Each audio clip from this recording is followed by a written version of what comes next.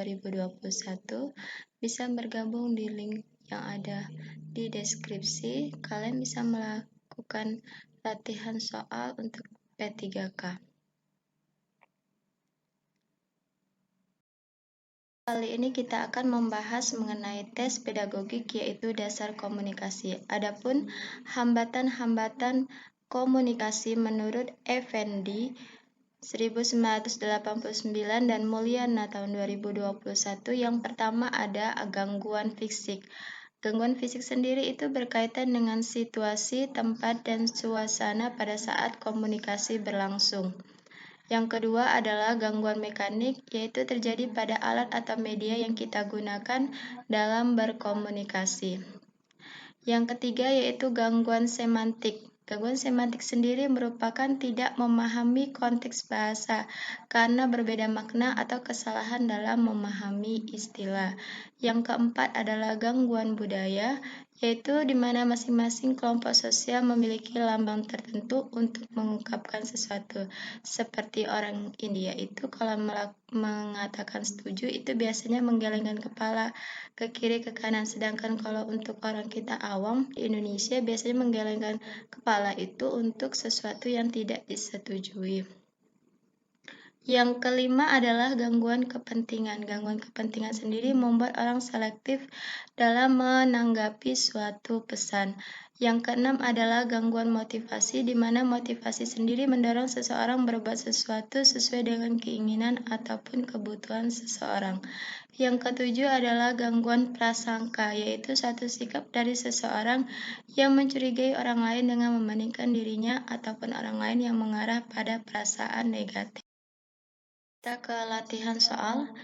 Pada saat tertentu, siswa tidak akan memperhatikan apa yang dijelaskan oleh guru ketika dia menganggap penjelasan guru semakin tidak jelas, semakin bingung, bahkan semakin stres. Hal ini merupakan hambatan komunikasi antara guru dan siswa dalam bentuk A. Gangguan fisik, B. Gangguan semantik, C. Gangguan kepentingan, D. Gangguan mekanik.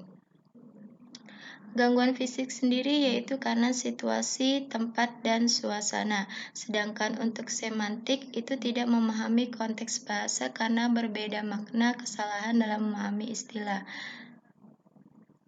Gangguan kepentingan yaitu tidak tertarik memperhatikan sesuatu yang tidak ada hubungan dengan kepentingannya. Sedangkan gangguan mekanik berhubungan dengan alat atau media yang kita gunakan dalam berkomunikasi. Jelas di sini jawabannya adalah yang C, yaitu gangguan kepentingan. Di sini siswa itu tidak memperhatikan apa yang guru terangkan karena penjelasannya tidak jelas, semakin bingung bahkan stres. Jadi dia tidak memperhatikan. Dia tidak tertarik. Karena jawabannya adalah C. Perhatikan istilah liquid dalam pembelajaran IPA. Dengan kata istilah liquid dalam pembelajaran IPS, istilah tersebut memiliki arti yang berbeda dengan konteks masing-masing. Kesalahan memahami suatu istilah dapat menghambat dalam proses komunikasi pembelajaran. Hambatan ini biasanya disebut A. Hambatan lisan, B. Hambatan personal, C. Hambatan semantik, D. Hambatan budaya. Untuk hambatan lisan dan personal ini tak ada, sedangkan untuk hambatan semantik itu berhubungan tidak memahami konteks bahasa karena berbeda makna atau kesalahan dalam memahami istilah. Sedangkan untuk hambatan budaya sendiri merupakan masing-masing kelompok memiliki lambang tertentu untuk mengungkapkan sesuatu. Jelas di sini jawabannya adalah yang C, karena perbedaan istilah maka dia tidak memahami konteks bahasa. Jadi jawabannya adalah hambatan semantik.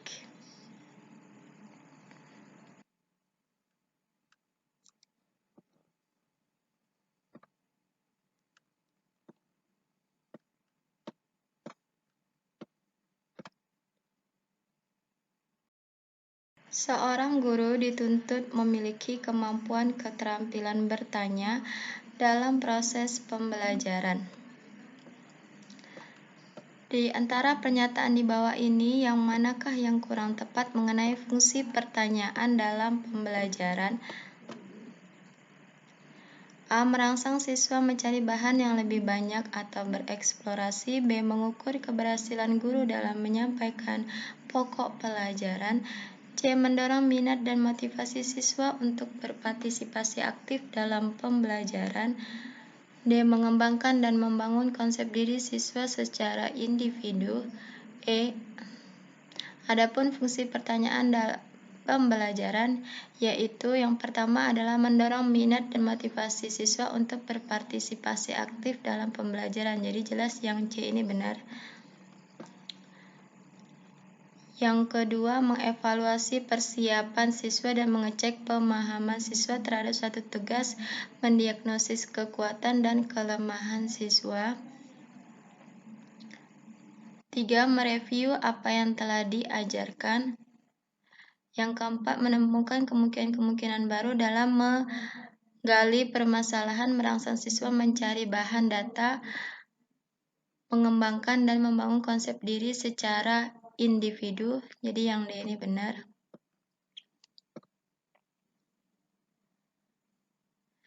Lima, membantu siswa mengembangkan cara belajar melalui penemuan diri dan bukan menguji sejauh mana siswa telah menghafal pelajaran yang telah diberikan. Jadi ini juga iya yang A. Kalau ini yang B ini merangsang keberhasilan guru. Nggak ada hubungannya dengan guru. Berarti jawabannya jelas di sini yang tidak tepat, yaitu yang B.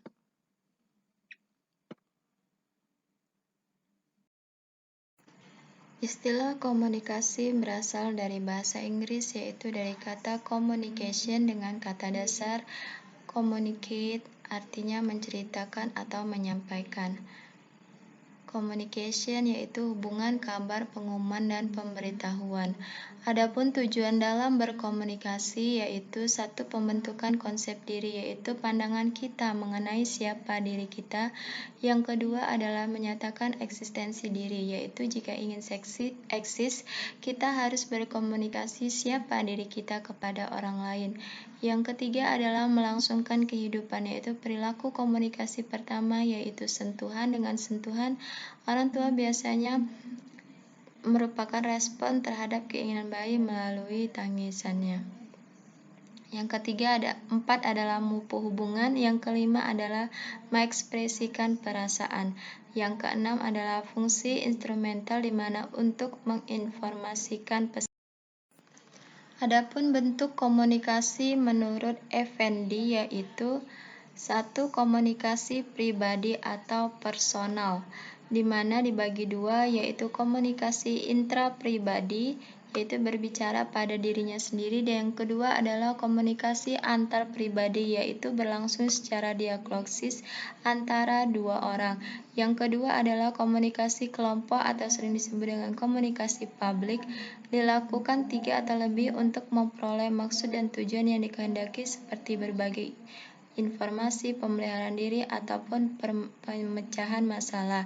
Yang ketiga adalah komunikasi massa, yaitu melalui saluran media. Prinsip komunikasi yang pertama adalah komunikasi merupakan proses simbolik, meliputi kata-kata, perilaku nonverbal, dan objek yang maknanya disepakati bersama. Yang kedua adalah setiap perilaku mempunyai potensi komunikasi. Yang ketiga adalah komunikasi punya dimensi isi dan hubungan. Yang keempat adalah komunikasi berlangsung dalam berbagai tingkat kesengajaan. Yang kelima, komunikasi terjadi dalam konteks ruang dan waktu.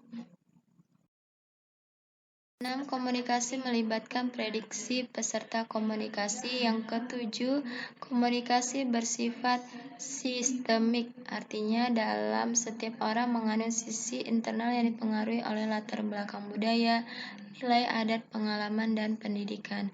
Yang kedelapan adalah semakin mirip latar belakang sosial budaya, maka semakin efektif komunikasi. Yang kesembilan, komunikasi bersifat non-sekuensial, artinya proses komunikasi bersifat sirkular, dalam arti tidak berlangsung satu arah. Yang ke-10, komunikasi bersifat prosesual, dinamis, dan transaksional. Ada proses saling memberi dan menerima informasi di antara pihak yang melakukan komunikasi. Yang ke-11 adalah komunikasi bersifat irreversibel. Artinya, komunikasi tidak dapat ditarik kembali. Jika seorang berkata menyakiti orang lain, maka efek sakit hati tidak akan hilang begitu saja pada diri orang lain tersebut. Yang ke-12, komunikasi bukan panacea, artinya bukan obat mujarab untuk menyelesaikan persoalan konflik.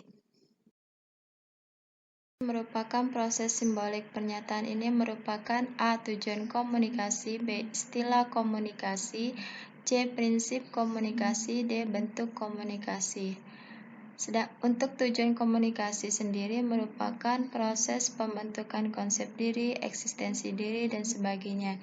Dan untuk istilah komunikasi berasal dari kata communicate yang artinya menceritakan. Dan untuk prinsip komunikasi sendiri, komunikasi adalah proses simbolik, setiap perilaku mempunyai potensi komunikasi. Sedangkan untuk bentuk komunikasi ada 3, yaitu pribadi, kelompok, dan massa. Jelas di sini komunikasi merupakan proses simbolik, itu merupakan pernyataan dari prinsip komunikasi. Selanjutnya kita ke jenis-jenis komunikasi. Yang pertama adalah direct communication atau sering disebut dengan komunikasi langsung. Adapun kelebihannya yaitu bisa lebih mudah dipahami. Yang kedua adalah dapat langsung menanggapi atau memberikan tanggapan langsung. Yang ketiga tidak ada hal yang disembunyikan. Adapun untuk kekurangannya adalah tidak dapat menjangkau secara luas. Yang kedua adalah membutuhkan waktu yang lama untuk dapat menjangkau lebih luas lagi. Sedangkan yang kedua yaitu indirect communication atau disebut juga dengan komunikasi tidak langsung, yaitu kelebihannya dapat menjangkau lebih luas, lebih mudah untuk berkomunikasi ke banyak orang, bisa langsung berkomunikasi skala besar. Sedangkan untuk kekurangannya terkadang mengalami gangguan sinyal, tidak terjaga dari segi rahasia pesan ataupun informasi. Adapun salah satu kelebihan komunikasi yang dilakukan secara langsung dan tatap muka atau sering juga disebut dengan direct communication adalah A. Komunikator dan komunikan mengetahui respon secara langsung pada saat komunikasi. B. Komunikator akan mudah memprediksi respon yang terjadi pada komunikan. C. Komunikator dan komunikan dapat mengatur topik yang akan dibicarakan. D. Komunikator dan komunikan bisa saling menyapa langsung. Jelas jawabannya di sini adalah yang A. Kenapa? Karena komunikator dan komunikan bisa mengetahui langsung respon saat komunikasi berlangsung. Kalau untuk memprediksi jelas salah, memprediksi respon apa tanggapannya jelas salah. Terus dapat mengatur topik juga kurang tepat. Bisa saling menyapa langsung juga kurang tepat. Rancang pertanyaan-pertanyaan dalam proses pembelajaran yang bertujuan memotivasi siswa untuk menaruh perhatian terhadap pelajaran. Mengontrol siswa tetap fokus pada pelajaran sebaiknya dibuat atau disusun dalam RPP, rencana program pembelajaran, pada bagian A. Kegiatan inti, B. Kegiatan pendahuluan, C. Tujuan pembelajaran, D. Kegiatan evaluasi. Untuk kegiatan inti sendiri merupakan kegiatan di mana menemukan kemungkinan baru dalam menggali permasalahan. Jadi ada inti permasalahan yang akan disampaikan. Selanjutnya merangsang siswa mencari bahan untuk data, mengembangkan dan membangun konsep diri siswa secara individu. Berarti ini kurang tepat. Yang B, kegiatan pendahuluan di mana mendorong minat dan motivasi siswa untuk berpartisipasi aktif dalam pembelajaran. Selanjutnya untuk kegiatan evaluasi, menemukan kemungkinan baru dalam menggali permasalahan, merangsang siswa mencari bahan untuk data, mengembangkan dan membangun konsep diri secara individu. Jadi, dan untuk penutup sendiri merupakan mengevaluasi persiapan siswa dan mengecek pemahaman siswa terhadap suatu tugas, mendiagnosis kekuatan dan kelemahan siswa. Jadi jawabannya adalah pada kegiatan pendahuluan, karena di sini siswa merancang pertanyaan dalam pembelajaran untuk memotivasi siswa.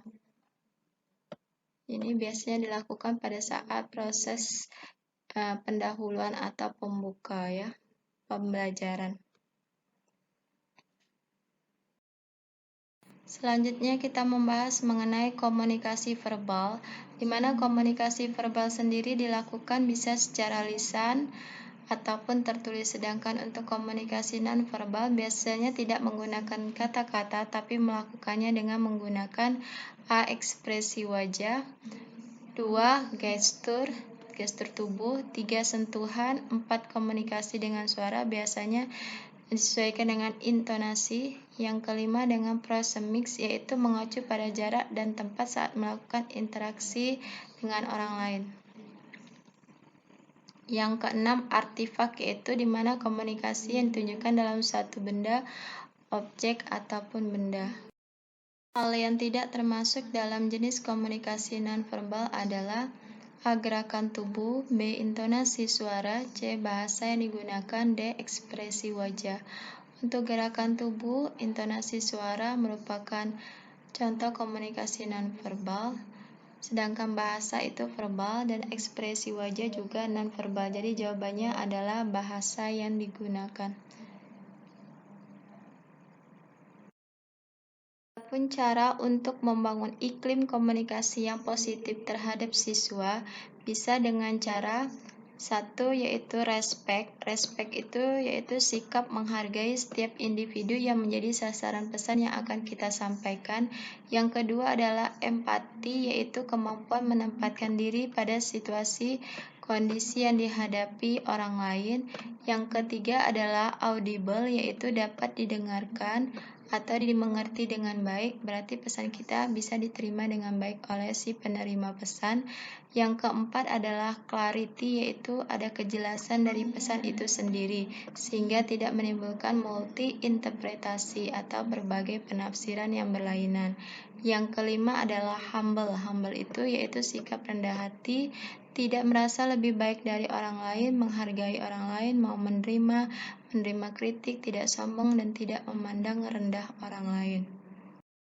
5 hal yang perlu diperhatikan dalam membangun iklim komunikasi peserta didik sehingga menciptakan komunikasi yang efektif, yaitu A. Respect, empati, audible, seriousness, preparedness. Ini jelas salah yang ini. B. Respect, empati, audible, clarity, humble. C. Respect, simpati. Ini ada kata simpati, jelas enggak. D. Respect, empati, audible, clarity, preparedness. Preparedness enggak termasuk. Jelas jawabannya adalah yang B. Respect, empati, audible, clarity, dan humble. Secara sederhana, komunikasi dikatakan efektif apabila pesan yang disampaikan oleh pengirim sama maknanya dengan pesan yang ditangkap dan dipahami oleh penerima. Diagram yang menunjukkan komunikasi efektif adalah A. Action, perception, interpretation, understanding. B. Perception, interpretation, understanding, action. C. Perception, interpretation, action. Nggak mungkin kita langsung action dulu, jelas salah yang ini ya. Yang D, action juga di depan dulu, nggak mungkin kita langsung melakukan tindakan. Jelas jawabannya di sini adalah yang B, perception dulu, interpretation, understanding, baru action. Kita harus mengerti dulu baru kita melakukan. Selanjutnya, indikator keterampilan komunikasi melalui presentasi hasil kerja ilmiah yang dapat dilakukan oleh siswa dapat diukur melalui aspek di bawah ini, yaitu A. Siswa mengungkapkan data yang diperoleh dari pengamatan, B. Siswa mengumpulkan bukti-bukti hasil pengamatan, C. Siswa bekerja sama mendiskusikan keterampilan temuan di lapangan, D. Siswa melakukan praktikum percobaan kelompok. Di sini keterampilan komunikasi. Kalau yang A itu jelas komunikasi, kalau yang B itu mengumpulkan bukti itu keterampilan berpikir kritis. Yang C, bekerja sama itu keterampilan berkolaborasi, sama atau bekerja sama. Yang D juga sama. Jelas jawabannya di sini adalah yang A. Siswa mengungkapkan data yang diperoleh dari pengamatan, berarti dia harus mengkomunikasikan apa dari hasil pengamatannya.